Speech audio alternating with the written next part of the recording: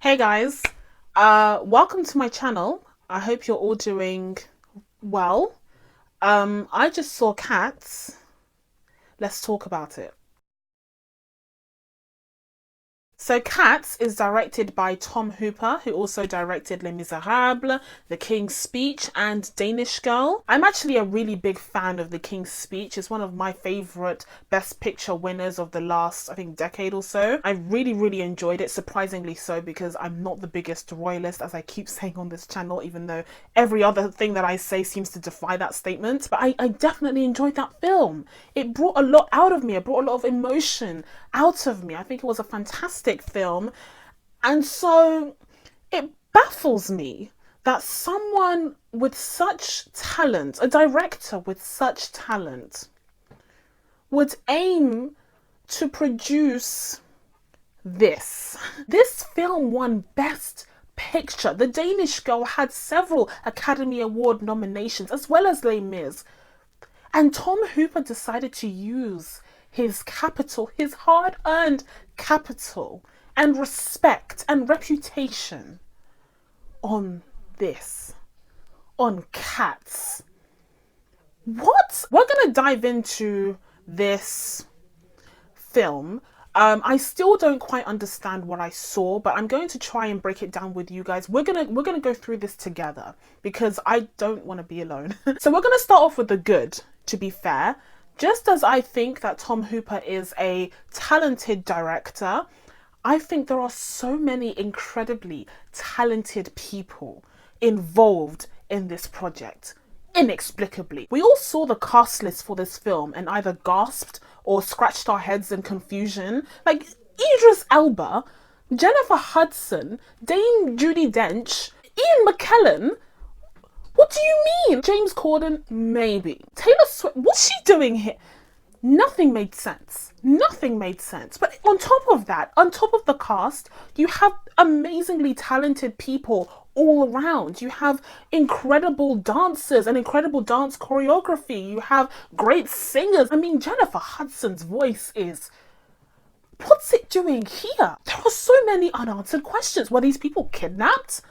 Was there a ransom? What is going on? And that's the thing. No one can really fault the talent involved in this project. I mean, it's not some weird, wacky thing that's come out of left field with a bunch of unknowns. I mean, you have Francesca Hayward, who is an unknown to the big screen, and this is her big debut performance, which is so unfortunate. But she's a very talented stage actress, I believe. So that's completely different. Like, these aren't just random people that you picked up in a shopping center, is what I'm saying. How? Anyways, aside from the talent involved and aside from them giving their very all to this project, we have to talk about the elephant in the room, which is of course the CG. Going into this film, I was a bit apprehensive. I was a lot apprehensive, especially in light of the previous trailers, which were truly monstrous. Like the thing of nightmares. And I think that was in part because the CGI wasn't properly rendered yet. Like, I don't think it was in its final glorious form as it was presented to us in the actual film. So the CG was much shakier than it was in the film. It is pretty incredible what they were able to achieve. They essentially melded humankind with feline kind and ended up with this horrible yet mesmerizing combination. I don't think it should be repeated in nature whatsoever. I think that would be an atrocity. But I do think that this technology could be useful for other much superior projects to do with just CG animals in general. The rendering of the fur, the movement of the ears, every single twitch, every single movement. It just looked pretty real ish, like as real as it can be. It was good. I think I appreciated that aspect of this film. Although I will say there were a few glaring exceptions to this. First off, Idris was done dirty with his character design. It was fine when he was wearing the hat and the coat.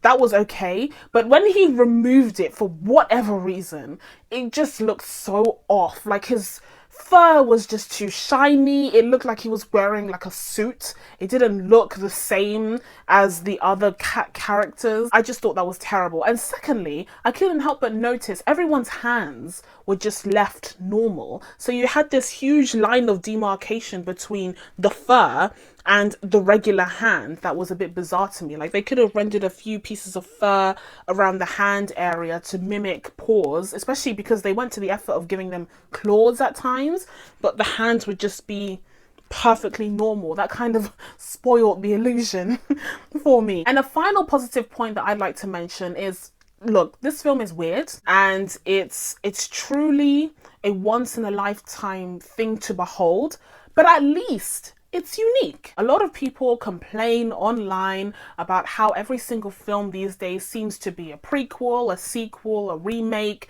nothing original.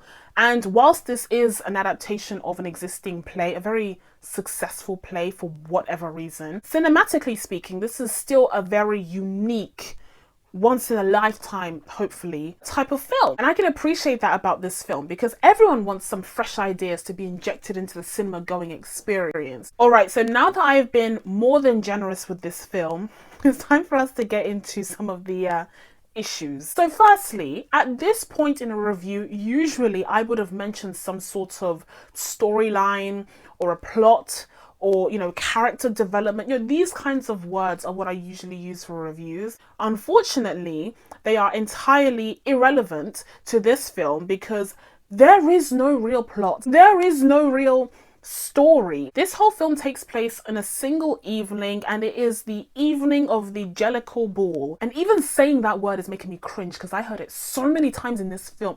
If I was counting, I swear it would have been a million. I swear it would have been a million, only superseded by perhaps the word cats. The Jellicle Ball takes place every single year, and during this ball, old Deuteronomy, played by Dame Judi Dench, makes the Jellicle choice.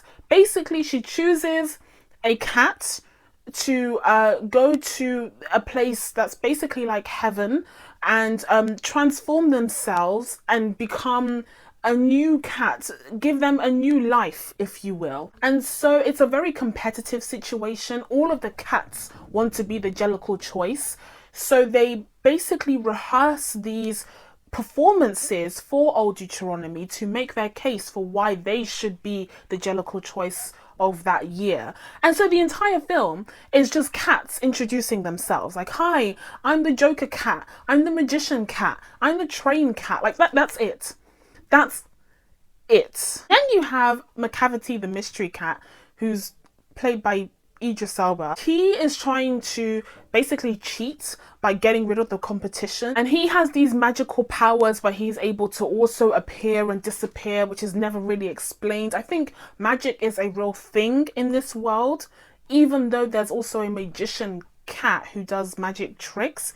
But why would a magic trick be impressive in a world where magic exists, is my question. Anyway, why am I asking these questions? It doesn't matter. It doesn't matter. Essentially, there's no plot here. There's no real story to follow. There's no real character development to follow. I mean, I guess we have the character of Victoria, but she's a very two-dimensional character. She's just the looking glass through which we are supposed to experience this weird, bizarre, horrifying world. And speaking of the cats themselves, I have to say that whilst I can appreciate everyone giving 110% in their performances in this film, like, without a doubt, people were committed. They weren't sleepwalking through this. They really wanted to bring this monstrosity to life. What I can't really make sense of is how each different actor seemed to be in an entirely different production. You had people like Rebel Wilson and James Corden who were in this kind of comedy. It was very exaggerative. It was very slapstick. I think it worked, but with some mixed results. I liked James a lot, even though his whole character is based around fat jokes, which isn't my favorite. And then you have Rebel Wilson's character, who I just really did not understand. I really didn't gel with her at all. But then on the opposite side of the spectrum, you have these really deep, dramatic performances by Dame Judi Dench, because of course. And then you also have Jennifer Hudson channeling Viola Davis in Fences, featuring her runny nose. This performance is clearly supposed to be so emotional, so heartbreaking. You're supposed to really feel for this character. But instead, most of the people in my showing just laughed every single time when she came on screen. She is trying so hard to emulate the emotion of this character, and the powerful performance that she gives it's incredible. She's incredibly talented. But all that ran through my mind is what is she doing here? She sticks out like a sore thumb. It doesn't really mesh with the rest of the nonsense going on in the film.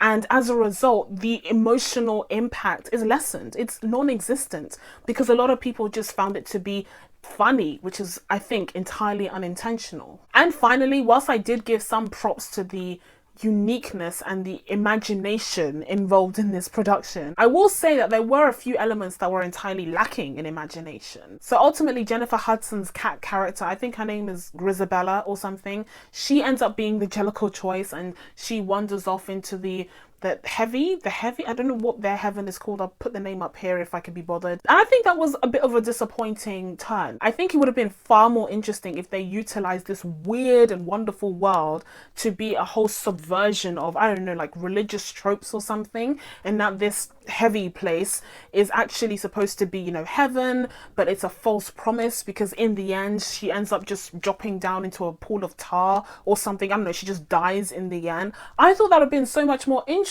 because it's like a folklore that's just entirely made up, and people think that this place, that old Deuteronomy, is going to give them a whole new life, when really all that happens is that they die or they live a tragic life on the other side or whatever. Like, I think that would have been much more interesting than what we got. And secondly, I didn't find the actual production design to be all that inspiring either. Surprisingly so, because they went through all this effort to create these human cat hybrids. Again, they are completely monstrous and the thing of nightmares, but at least it was unique and special and interesting.